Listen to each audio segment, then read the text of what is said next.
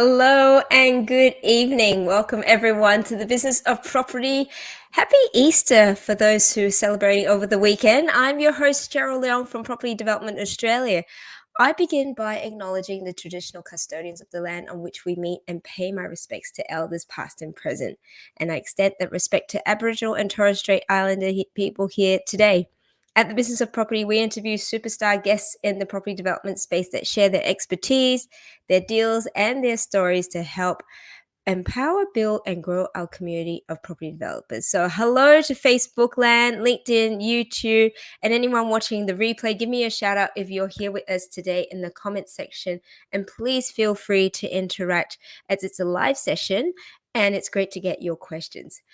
Our topic today is one that has been particularly prevalent in recent months with large developers going, well, not developers, builders going bust, right? And our guest tonight, Krish Ravipati, has been a bean counter for more than 15 years, has been serving the Queensland construction industry for the past 7 years. And our topic today is about builder project trust accounts and why, particularly as developers, we need to be aware of why we need to know about this and how we can play our role in ensuring that not only our projects are safe from collapse, but that we are doing some level of due diligence with our builders. But without further ado, I'm going to invite Krish to the Business of Property dance floor. Krish, come on down. Hi, Cheryl. Hi, everyone. Hello. Thanks for having Hello. me. Great to have you here. So, Krish, you are a business partner of Peak Advisory, Peak Value Advisory, and that's an accounting firm. But tell us a little bit around your involvement with the construction industry during your professional lifetime. Yeah, so thanks, Cheryl. That's right, actually. I've been a bean counter for 15 years, but with the construction industry, I've been involved from 2015, Mhm. particularly in Queensland. I live in Queensland. I live in Gold Coast. I don't want to go anywhere else. Fantastic part of the world here. Beautiful, But yes. yeah, sorry for making jealous all the Sydney and Melbourne people. Look, I've been very fortunate to be involved in the implementation of this software or to the construction industry. So I got to go to small companies, 5 million turnover companies, to companies like Hansen and Youngkin, who turn over $1 billion. So Mm. I get to go to see the range of construction businesses across different turnovers, all the ranges. And my job was to implement the software, as well as me being a bean counter, also implement the best practices in the accounting and finance sector. So, Excellent. yep, I've been involved since 2015.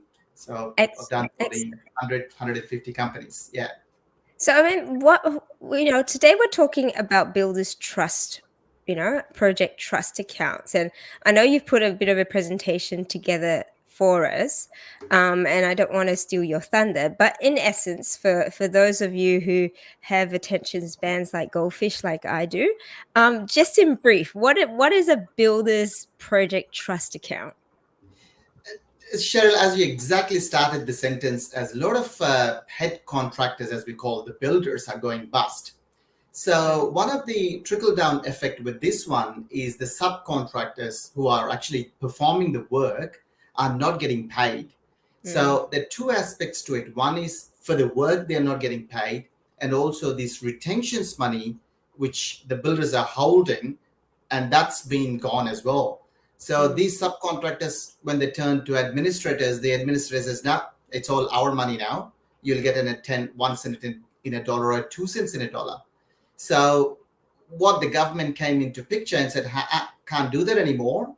So we're going to put some legislation in place which will protect the subcontractors, you know, basically the retention money, and also the progression or the progress claims which they submit to the head contractors. Yeah, right. And when has this come in, what is this regulation? I guess this is what we'll go into. and the importance of it. So again, I don't want to steal your thunder. So I think it's important for people to understand that this is really more so a safeguard to ensure that like the little subcontractors, all the tradies and all of that are not adversely affected. Because what happens if the builder goes bust and it's your project, like it affects obviously your project. That's right. That's exactly right. When builders goes bust, everyone don't get their payment. The project gets stopped. Someone else has to come in, take over, like probably the famous cases in our Queensland, ProBuild and ConDev. Someone else had to step in and finish the project. So I guess as a developer, one of the things you got to ensure, or the community got to ensure, is making sure the builders are all, they've got everything, their ducks in a row, I guess. They're all lined up. Yeah, absolutely. All appropriate. So what we're going to be covering today is more so around, the property developer and the level of due diligence that you need to do to get, some confidence around the fact that your builder has the right regulatory controls in place in terms of trust accounts, and why you need to ask and why you need to know about it as well. So yeah, that's right. I mean, exactly right. Because as a developer, if we don't ensure, because it's a very new piece of legislation, it has come into effect from 1st of March 2021, but that was only for the government contracts. Whereas in the future, which I'll show you in the presentation, is the April 2023 is the real date everybody needs to remember, because that's where the private people will come into effect, and also the contract value will be from $3 million or more. So far it's like $10 million or more. So people who've got all the accountants in place, they've got this legislation covered, sort of. They're doing okay. They've been audited by QBCC, so they're kind of okay. However, when we start talking about these 3 million projects, we are talking about the small business owners, where you might have one accountant or a bookkeeper who walks in once a month and does the books and walks off.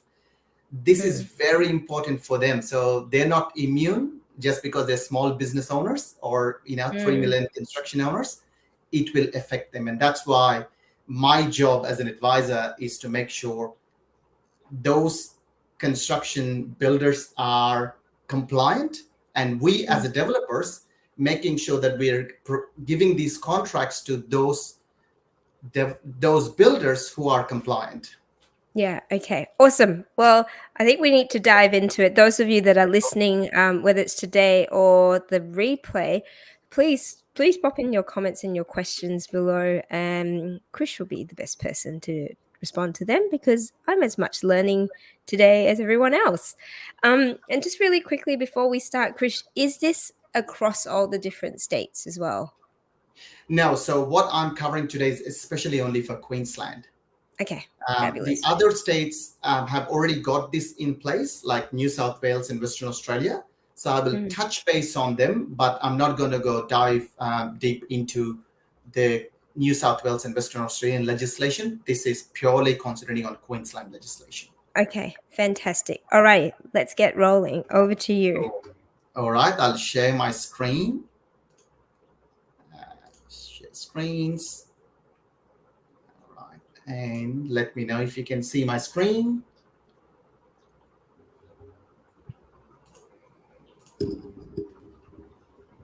Yeah, awesome. Okay, cool.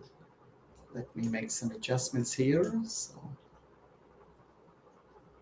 yeah, okay. All right, and maybe a request to everyone who's watching as well, Cheryl, to all the community. If you got any questions, please put in the comment section, and Cheryl might address those questions to me at the end. Or whenever, Cheryl, feel free to stop me or ask me, no problem. I shall read out any questions that pop up.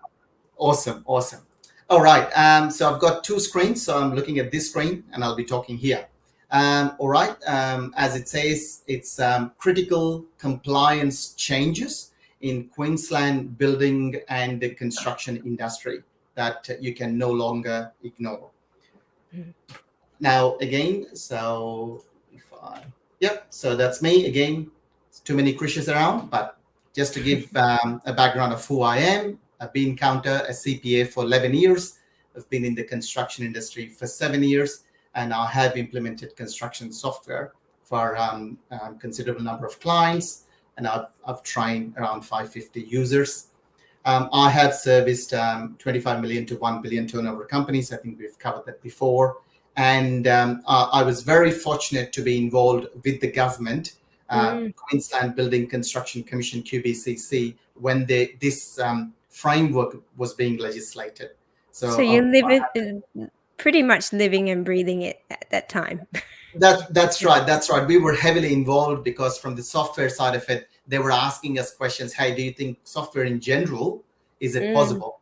So we kind of said, because I've used software for 20 years, I said, nah, it doesn't matter. Our software, no software does it. So they had to go and modify some legislations. They were very helpful, to be honest. Actually, they were very good. They were considerate of our suggestions. Right. The question is, why do you need to act now? Right. QBCC legislation has always been in place, but what's the importance now?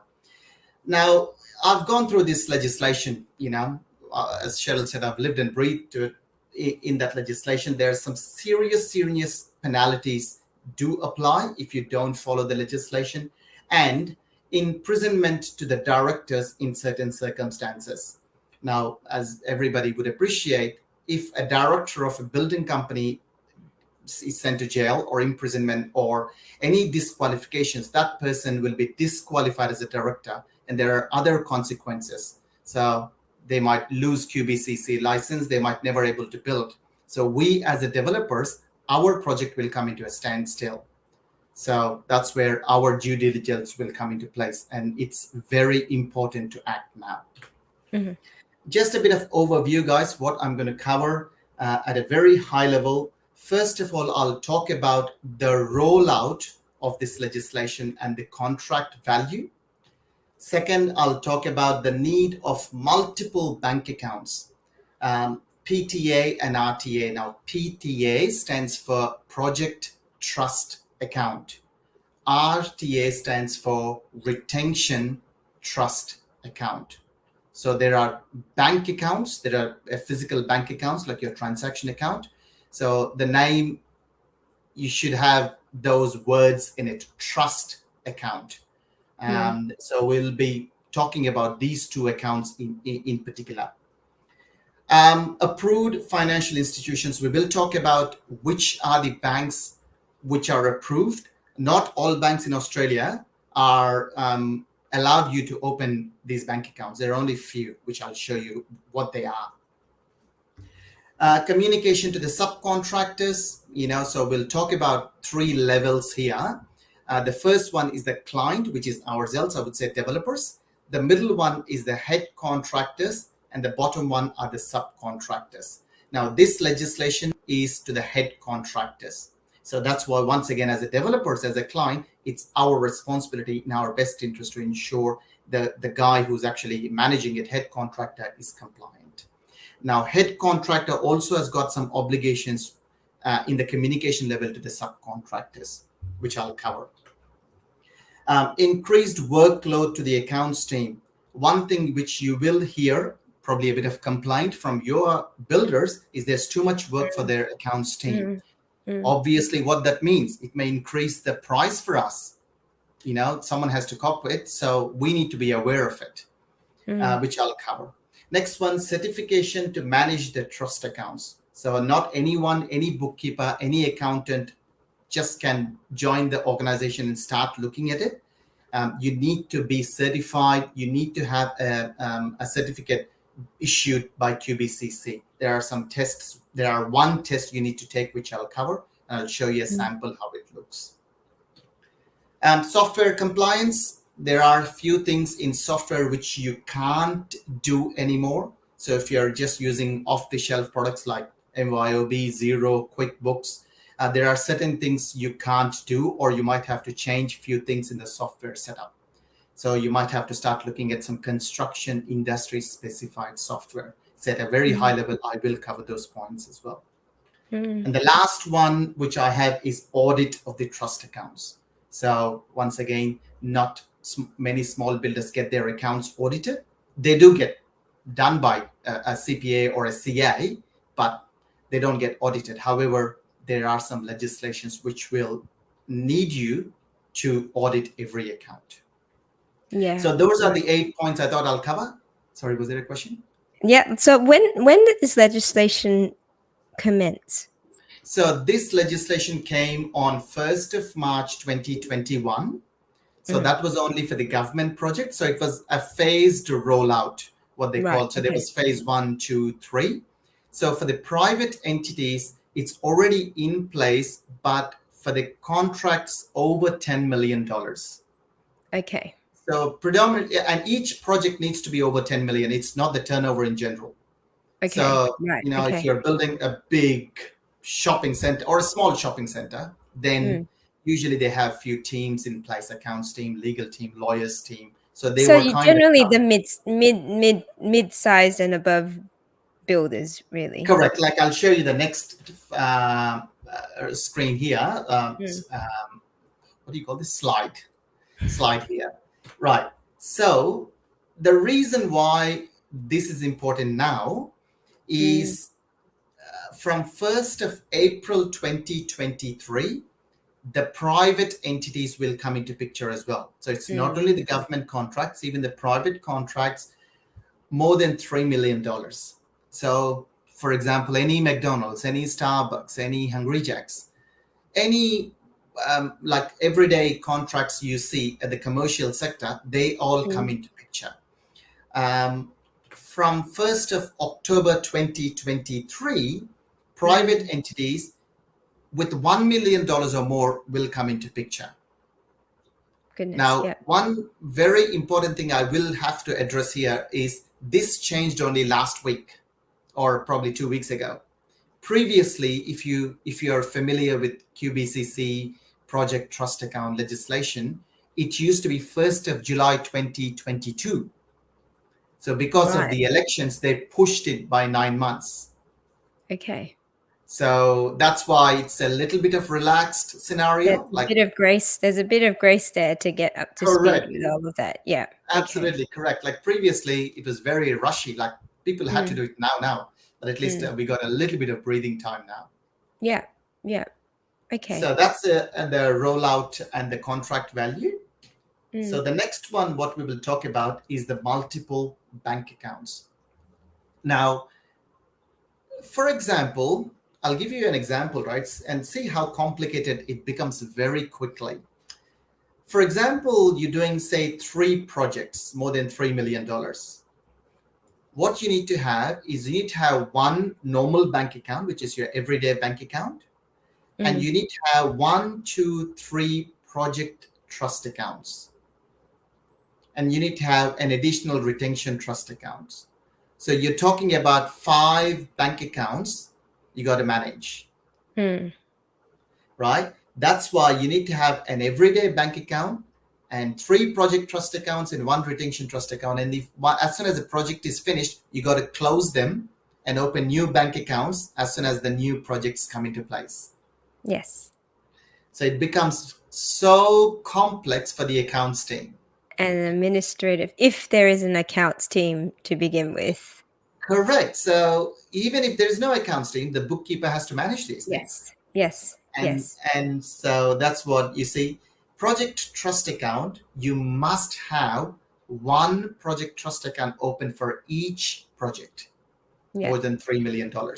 I mean, and this does make sense because, administratively and accounting wise, it can be a dog's breakfast if for whatever reason an expense gets tagged incorrectly or whatever that might be, or you're just not on top of your accounts, right? Absolutely right.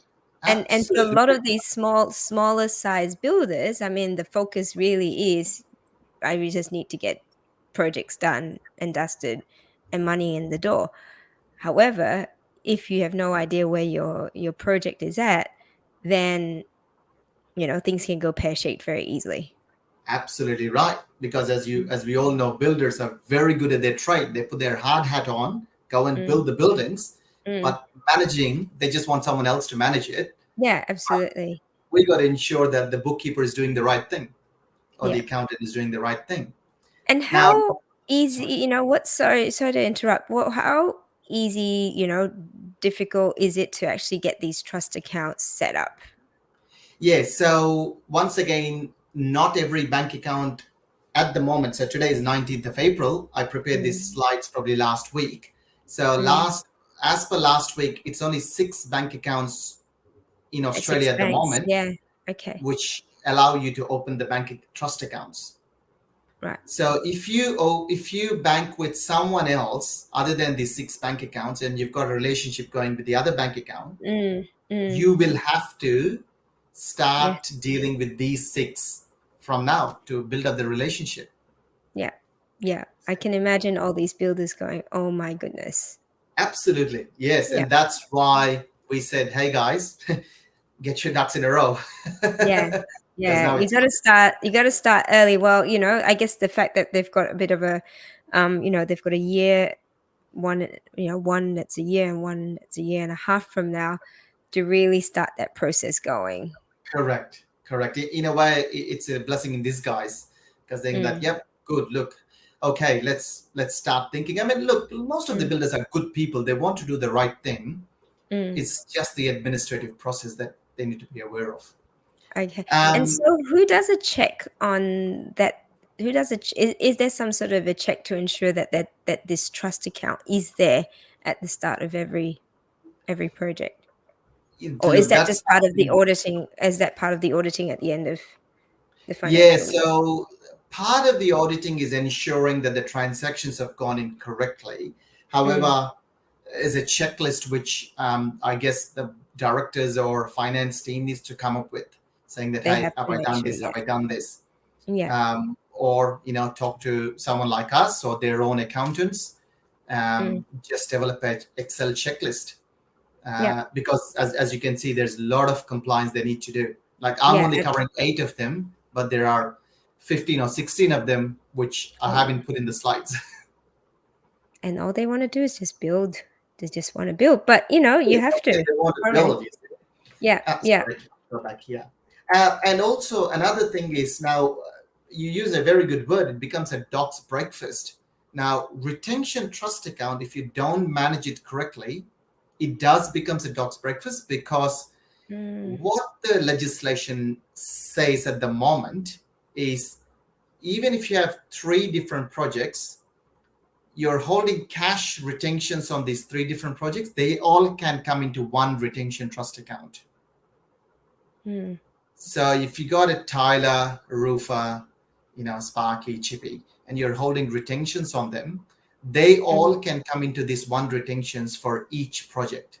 So you got to really manage this retention trust account very carefully, because over the period of 12 months time, the new projects will be coming in. And after 12 months, you need to release the retentions as well. So you got this one bank account, money is continuously coming in and money is continuously going out, and someone needs to really manage it. Yeah. Okay. Yeah. Now there's a slight change in it. Like previously, what government said is you need to have one project trust account and one retention trust account for each project. Now they had a feedback saying that it's too much. If I have 3 projects, I'm not doing 6 bank accounts and one everyday bank account. I'm not doing it. So the government said, okay, just manage everything in one retention trust account. So if you want to do separately, you can, but the government is not legislating or forcing you to do. Okay. But if you do have one retention trust account, as an accountant, as someone who has reconciled 30 bank accounts for a living every day, it becomes really nightmare if you don't manage it correctly. Yeah. Yeah. Okay. So the next one, approved financial institution. We have the Big Four, and we have Macquarie Bank and HSBC. So other than this, as on today, not many other bank accounts you can open a trust account. So as we were talking before, Cheryl, if you have a bank account with Suncorp, for example, like as on today, they don't have trust account facility. So you might have to start relationship with other bank or or deal with Suncorp saying that, hey, are you catching up? Because the next year I will be needing, so someone doing 10 projects a year, you're talking about 10 bank accounts every single year, because you need to keep on opening, closing, opening, closing, opening, closing. You see? So something you need to be aware of and be the front foot. All right. We talked about communications to subcontractors as well. So when opening a project trust account and retention trust account, all these subcontractors need to be notified. So what the builder's common mentality is, well, my bank account, why should I tell all these subcontractors? They just come and do the work and go. But whereas you as a builder, they have a responsibility to inform the PSP and the account numbers and all those things as the legislation. They need to tell every subcontractor. Okay. Right? That they have one, or they actually have to give the account details as well? They have to give the account details, like BSP and account numbers. Okay. So the subcontractors don't get access to it, or of course. but just as an information saying that, yes, we've opened a project trust account. That is where you will be getting the monies from. All right. And it can't be on a telephone. This contract not paying money in it. Yeah, it has to be on a writing. Yeah. It has to be an email. Just also, I'll cover these things, like as a builder, as a developer, us being developers. Now, I'll give you a very interesting example. Say we hired a builder to build 3 projects for us, and that builder is using the same tiler for all the 3 projects, for example. We, as a client, we need to pay into 3 different bank accounts because they're 3 different projects. And the head contractor will pay from these different bank accounts to the same guy. So there is a lot of work for us as well as developers. You see, it's not simple, one bank account, just pay everything into one bank account, they'll sort it out. You can't do that anymore. Yeah, okay. So it needs to be, even though you've got one tiler, technically they can put it under one invoice. I mean, it's more helpful if they've got 3 different invoices. No, they can't put into one invoice. They're 3 different projects. Okay. They'll have to give 3 invoices. Yeah. Because they're 3 different projects. And these people will put into 3 different projects, pay from 3 different bank accounts. Yes. And they will give us 3 different progress claims, and we pay into 3 different bank accounts. Yes. So from the accounting side, also what we need to understand is, even though one guy is building us, we can't have just one card in our MyOBO 0 file. It has to be multiple, because in accounting world, one card is associated with one bank account only, because that changes. So there's a lot of administrative work from our side as well. You see, and also some remittance advice. There are some requirements that when someone holds a cash retention, it should show on the statement. Like at the moment, not many softwares do that, but that's one of the requirements. And also the remittance advice must be sent within 5 days. This is very important, because you often see bookkeepers coming once a month or twice a month to do the books. So if you pay on 15th, they come on 1st of the following month, you're actually breaching the legislation without you knowing it, or without the head contractor knowing it. So it must be sent within 5 business days. Yeah. And did you say, like, does the bookkeeper have to be certified, or is that? Correct.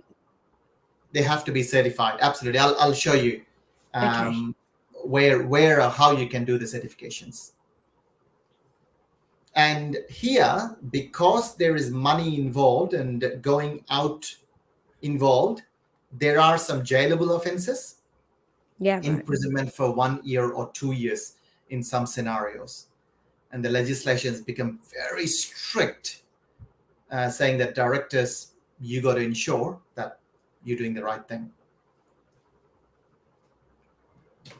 Right? And we talk about workload to the accounts team. As we discussed, probably we were touching base on it. If you got 10 project bank accounts, you can appreciate they've got to be 12 bank accounts. So it's not just one bank account anymore. You need more bumps on seats, I guess, just to do the reconciliations. Every new project over a limit needs a new bank account, as we discussed before. Retentions cannot be held anywhere other than the trust account. So you can't open just a term deposit account and say, I'm going to put all the retentions in there and just invest it somewhere else. You can't do that. It has to be in the retention trust account. Again, we covered that. Even if the same subby is used for 10 projects, you need to pay 10 payment runs from 10 trust accounts. Right? So that's why the accounts team workload will be increased for the builders. Now, certification, like we said, I did the certification. It's called mandatory retention trust account. Anyone who's touching these accounts must be certified by QBCC. I think at the moment they are conducting once a week or twice a week. So you go and do that course. It took probably 1 hour maximum, and you do the course and you get a certification. Something like that. There are examples. They'll ask you these questions, and it's a multiple choice questions. So it'll give you a scenario. This is the scenario. What do you do? Do you need to open a trust account? What do you do? So you make a decision, and then you do the course. The directors must complete the certification provided by QBCC. And directors, obviously, usually they are the people who build the buildings. They are not the ones who's doing the bank accounts. They will need to nominate a person within their organization, and that nominee must also complete this certification. This includes the contract bookkeepers and external bookkeepers. So once again, as a director, they got to ensure that whoever coming into the organization has done this certificate. So we as builders probably has got a due diligence to talk about it, saying that, hey builder, are you aware of these things? Do you have bookkeepers who are certified? Not our responsibility, but kind of good checklist for us, I guess. If the employee resigns, the director must ensure that the new employee is certified before touching the trust accounts. Yeah, right. All right. Software compliance, very, very important thing is we all know if we did any mistake, we'll just simply delete the transaction. You can't delete the transaction anymore. Even if you delete it, it should have an audit trail. So ensure this is a big, big, big thing. Like ensure your software is set up to have the audit trail all ticked and everything, so it starts building up. If you go and delete it, the QBCC auditor may say, nah, not compliant, mate. Can't use this software anymore. Or my suggestion is just go into the market and just look for some construction industry specified software. Now that you got this 1 year lead time, now is the time to do the implementation, because any implementation will take 6 to 9 months, any small software implementation. So now is the time to go out in the market and look for it. Ability to create multiple ABA files from multiple bank accounts. Now, me coming from software background, I know some of this software will only allow you to make payments from one bank account, and that's it. As you can see, you can't do that anymore, because you need to be able to pay from project trust accounts and retention trust accounts and la-di-da-di-da. You've got 12 different bank accounts to pay from. Yes. You should be able to transfer funds from project trust account and retention trust account automatically. So you can't walk into a bank and deposit the money into these trust accounts or withdraw the money. Not allowed. everything has to be done electronically. Yeah. Once again, remittance advice should show the amounts transferred or held in the retention trust accounts. Let's talk about audit of the trust accounts. So every trust account must be audited, no matter how small the builder is. So quite commonly, we will hear this saying that never got audited, mate. But can't. So audit doesn't mean the entire audit of the entire financial systems. It's just the audit of these trust accounts. Right? Not by your internal auditor. So I just put this point anyways, because some companies, big enough companies, they have their internal auditors in place. Now, this trust account audit cannot be done by them. It has to be done independently, separate, outside people. Qualified auditor, obviously. You will need to submit this information to auditor on time. So what also government said, QBCC said, is it has given some limit of the time to auditor to finish this audit, like by 40 days or something, 40 or 45 days. So when the auditor asks you information, you need to provide it immediately. Like you can't say, I'm building it, I got busy. So again, the onus is on head contractor. Yeah, it's to make sure that it's up to date. It's up to date, yeah, up to date, and they're provided with the information, they're submitted the information on time. So when you say within 40 days, that's completion of the audit within 40 days? Now, completion of the review date. So there are some rules on the review date. One of the common thing is finishing of the project. So practical completion could be a review date. I will double check on, there are a lot of definition of the review date. So, you know, you start a project today and you finish the project in 6 months' time. That practical completion date is a review date, and it has to be done by 40 days. Oh, so it's an audit of each of the trust accounts. Absolutely. Each of the project trust account and retention trust account. When it's completed, basically. When it's completed, yeah. Yeah, right. Okay. So, yeah. No pressure.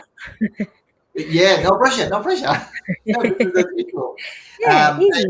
And just on this slide, maybe I suggest all the builders, all us developers, just to review it, just for understanding. However, if you got any builders listening to this, Facebook, LinkedIn, YouTube, wherever, whenever, I highly suggest go and please read the legislation, the project trust account legislation. It's quite detailed. And if in doubt, obviously, speak to someone like Krish who understands that side of things. And then really important that you have an accountant who understands how construction works and how builders need to operate. Correct. Absolutely correct. There you go. I think we said, how can I help you? So I am writing a book on this topic, project trust accounts. Fantastic. 10 important compliance issues you no longer can ignore. I've only covered 8 here. I'm going to put 10 there, and I'm going to put penalties, imprisonment, dates, and years, and how you just got to ensure that you're doing the right thing. All right. Which is a few more points what we discussed. Again, I'm also putting some practical examples from the construction industry, where I go and talk to the clients and what's their feedback. And once they got their books audited, what's the feedback they got from QBCC? Like, as I said, they're all good people. They want to do the right thing. But where did they not do the right thing just because of lack of ignorance? Those things. And so how do people get, there you go, the answer. Type in your email address and your postal address in the chat. So maybe send that as a direct message to Krish. You are on Facebook as well, or email you at krish@peakvalue. Yep, peakvalue.com.au. Oh, thank you, Cheryl. That's it. Yeah. That's our website, or just as Krish, just my first name, krish@peakvalue.com.au. Absolutely. Send us an email. Someone from our office can contact you and send you a book. This is and also we request your maybe a physical address. We will post the book because it's not an ebook. It's an action book. We touch and have to feel and actually read. read a physical book. Oh my goodness. Happy weekend. And you can say, that guy gave me this book. Krish! Fantastic. We all need that on our bookshelves. That's it. Yes, thank you. And look, and also, if you need any free initial consultation on project trust accounts or construction management questions in general, Cheryl said I've been in this business for 7 years. There are unique way we need to understand the financials in construction industry.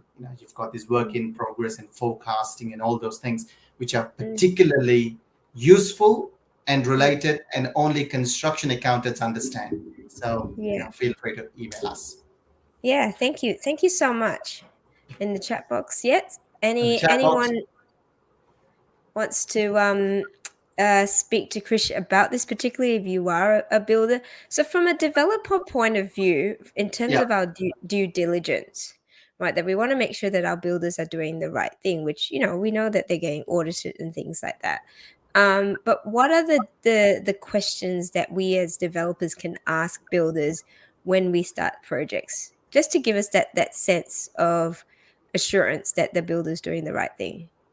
Yeah, so the first thing is, if your contract is more than $3 million, or in 1.5 years' time, more than $1 million, the first thing you need to ask is, have you got your project trust account set up for any other project so far? Or am I the first one?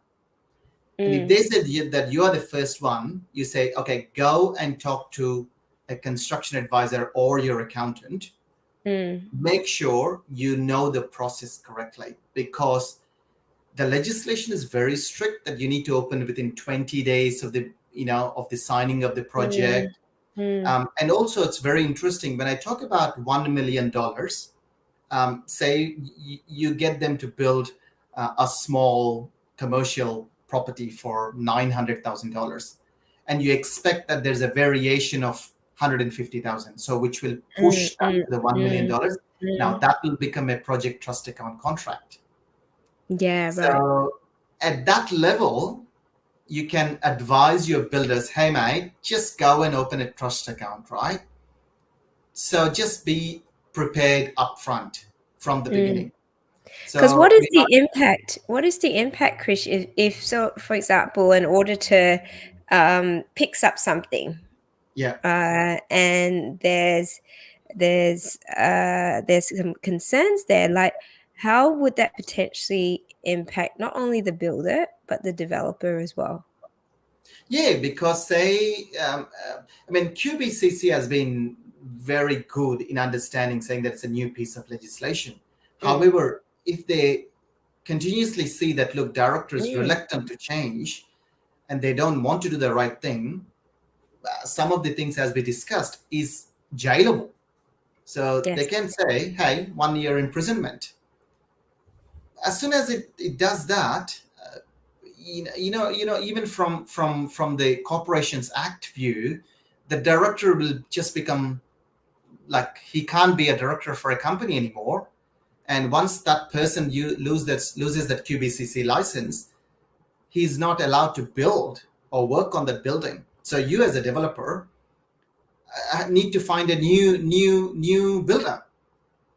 So even though it's a very small compliance or administrative issue, it could cost in the project coming to standstill. Yeah, no one wants that. So as we said, so us as developers, we just need to ensure that are they aware of it? Have they done this before? Have they got a proper checklist in place? Are their bookkeepers, accountants, whoever is touching it is certified? Are they telling their subcontractors everything they need to say, like communication, which we saw? Are the progress claims process is all in place correctly? Because there are certain days that you need to respond. Just like when the head contractor provides us a progress claim, we have an obligation to respond in 10 days or 15 days. There are some days limitations. So are they following the best practices? Simply put, Yeah. Are they following these best practices? So the advice is around making sure that you're familiar and you're across what this legislation requires you. And then for ease, right? Create, like you said, the checklist. Create a Yeah, checklist and those systems and processes to ensure that everyone, no matter who it is, new person, not a new person, bookkeeper, that they're absolutely aware of what steps need to happen when you bring on a new project, because ignorance is not an excuse to not absolutely. implement this. Correct. Absolutely. Yeah, That's it. Simple put. Fantastic line. yeah, yeah, Ignorance yeah. is not accepted anymore. Yeah, absolutely. Now that's been, incredibly valuable information, and thank you so much for sharing that, Krish. I think particularly with what's happening at the moment. Obviously, it doesn't necessarily mean that we're not actually talking about how the project's actually managed or costs or anything, but this is more a level of safeguard to ensure that if for whatever reason, like the subcontractors, we know that the subcontractors need to be protected and paid if a project does, go south. Um, but it's not a guarantee. It's a safeguard, Yeah. right? And so the more that we can ensure from our sides as the developers that we're asking the right questions and protecting our projects, this is what's the important side. Yeah. Yeah. And also, very good point, because to adding to that, if the subcontractors also are confident that the Mm, builder is doing the right thing and doing the trust accounts and everything right, I mean, giving the environment, it's very hard to find subbies now at the moment, anyways, isn't it? Like everyone's struggling. yeah, Even these yeah, subbies want to work for only those builders who've got the things in place. So yeah, us as developers, we have a bit of confidence as well, saying that okay, this guy's doing the right thing. He's got subbies working for him. The mm, project is not going to be delayed. A bit of yeah. assurance. Yeah, absolutely. Well, thank you, Krish, for putting that together and sharing your, sharing the expertise and your knowledge around it. Obviously, you're very passionate about it, which is good. And I'll be honest, I wasn't across project trust accounts until we started this conversation. So it's really good that we're bringing it up at this particular time when there's bit of uncertainty around, how do we do our due diligence around builders, and how do we safeguard the project. So thank you so much, and I appreciate it. Anyone that needs to get in contact with you, we'll just share some details again. That's the website there, peakvalue.com.au. They are accountants and advisors. And Krish at peakvalue.com.au if you want to get a hand on that hard copy book, because that in itself is priceless. Right. Awesome. Thank you, Cheryl. Thank you, everyone. And as Cheryl Awesome, said, Krish. Have a good evening. And if you've enjoyed this episode of the Business of Property, make sure you visit and subscribe to our YouTube channel, The Business of Property, where you can find all our past episodes. And if you found value in today's show, please comment. And also, when you're watching the replay, hit the like buttons. You get notified when a new episode pops up. So until next time, take care, keep well, and we'll see you again. Bye bye.